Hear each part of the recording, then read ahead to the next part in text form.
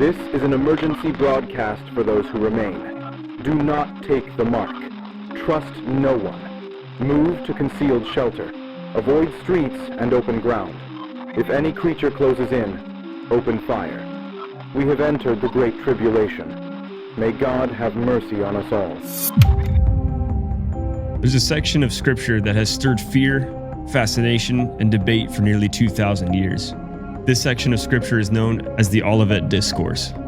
In Matthew 24, Mark 13, and Luke 21, Jesus gives his most detailed prophetic teaching. He warns of wars, rumors of wars, false messiahs, and persecution. He speaks of the abomination of desolation standing in the holy place, and he declares that there would come a great tribulation such as not been since the beginning of the world. But then he says something most people overlook. Truly I say to you, this generation will not pass away until all these things take place. For many, these words describe events yet to come, a future global tribulation, an antichrist still to rise, a world descending into chaos. But what if the key to understanding Jesus' warning isn't found in tomorrow's headlines? What if the Great Tribulation already happened?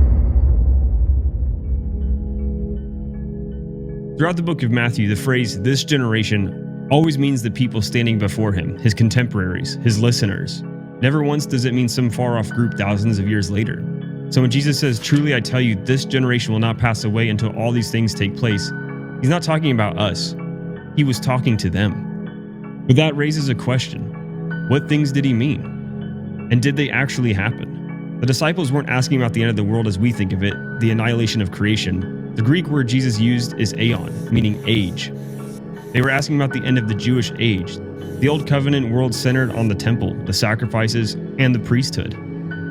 Jesus had told them that the temple, the very symbol of that world, was going to be destroyed. So when they asked, what will be the sign of your coming and of the end of the age? They were really asking, when will you come in judgment on Jerusalem, and when will this old order end? And that's exactly what happened in 70 AD. When Jesus described cosmic signs, the sun darkened, the moon not giving its light, stars falling from heaven, he wasn't speaking in modern scientific terms.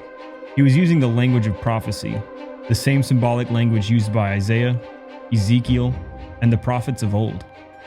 In Isaiah 13, God speaks of Babylon's fall and says, the stars of heaven and their constellations will not show their light. The rising sun will be darkened, and the moon will not give its light. But the stars didn't literally fall. Babylon did. The heavenly bodies represented rulers, authorities, and powers collapsing under divine judgment. The same pattern appears in Ezekiel 32, where the downfall of Egypt is described with the same cosmic imagery. When I blot you out, I will cover the heavens and darken their stars. This is poetic, apocalyptic vocabulary of the prophets, not to describe the destruction of the physical universe, but the fall of a nation. So when Jesus spoke of the sun and moon darkening, he wasn't predicting the end of creation. He was declaring the end of the old covenant world. The lights of Israel were going out. The old age was passing away. And history confirms that's exactly what happened. The heavens didn't collapse, but Jerusalem certainly did. And the generation that rejected their Messiah lived to see it.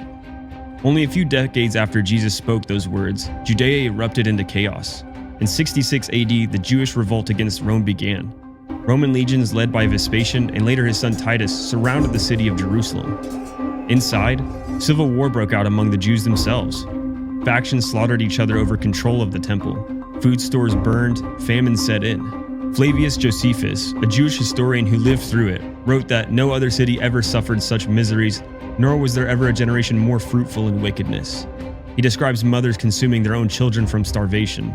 He records that over 1 million people were killed and the temple was burned to the ground. And just as Jesus warned, it all happened within that generation. That was the Great Tribulation. Not a global apocalypse, but the destruction of Jerusalem, the judgment on apostate Israel, and the end of the Old Covenant age. So this begs the question, why such devastation? Why that generation? Jesus gave the answer long before the war began. He condemned the religious leaders for their hypocrisy and their violence against the prophets. He told them, upon you will come all the righteous bloodshed on the earth. And he ended with this, truly I say to you, all these things will come upon this generation. This wasn't random destruction. It was covenantal justice. Israel had broken faith, rejected her Messiah, and persecuted his followers.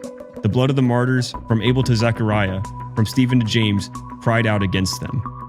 This was the final reckoning for apostate Israel. It was the judgment on a nation that had forsaken the covenant and fulfilled every warning spoken by the prophets. Revelation 17 gives us a haunting symbol, a woman clothed in scarlet riding the beast with 7 heads. She's called the Great Harlot, drunk with the blood of the saints. The beast represents Rome, the empire that devoured the nations, but the woman rides it. She depends on its power. That woman is apostate Jerusalem. Throughout Scripture, Israel was called the Lord's bride, but also his adulteress when she turned to idols.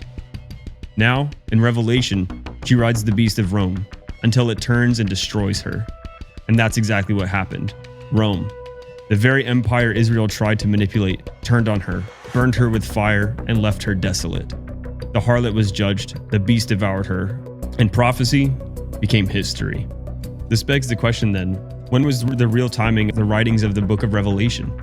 For all of this to fit, Revelation must have been written before 70 AD, likely in the mid-60s, during Nero's reign. And the clues are there. John speaks of the temple as still standing. He refers to 7 kings, saying the 6th was ruling, perfectly aligning with Nero in the line of Caesars. Early testimony about a later date comes from Irenaeus, but his phrasing is ambiguous, and the internal evidence in Revelation itself points to the 60s AD. Then there's the number 666. John says it's the number of a man. In Hebrew, the letters of Neron Kaiser, Nero Caesar, adds up to exactly 666, with the Hebrew gematria. Nero fits the description of the beast perfectly. He ruled during the Jewish war. He persecuted Christians brutally. He demanded divine worship and brought terror upon the saints. John wasn't describing some distant antichrist centuries away. He was describing the ruler of his own time, the beast already seated on the throne of Rome. When the temple fell, the old covenant world ended. Sacrifices stopped, the Levitical priesthood was gone, and from its ashes, the kingdom of Christ spoke of began to rise. The gospel spread beyond Israel. And then the end came. Not the end of creation, but the end of the old covenant age. A new covenant began, one not of temples and sacrifices, but of the Spirit and truth.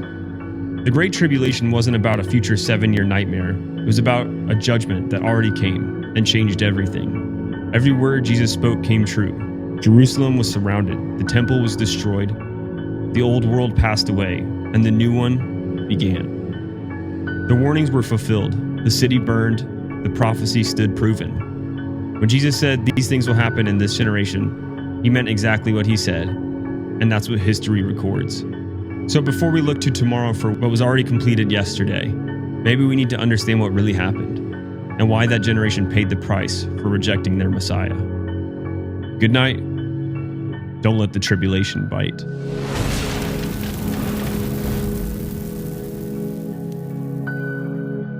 If you stuck around to the end, thank you so much for watching. I really appreciate the encouragement, the support on the channel.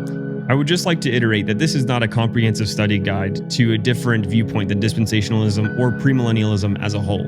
This is just to get you to start asking questions that maybe you didn't even know you needed to ask before. So I hope that you learned something. I hope that you go with curiosity, go seeking truth, and as always, test everything to Scripture.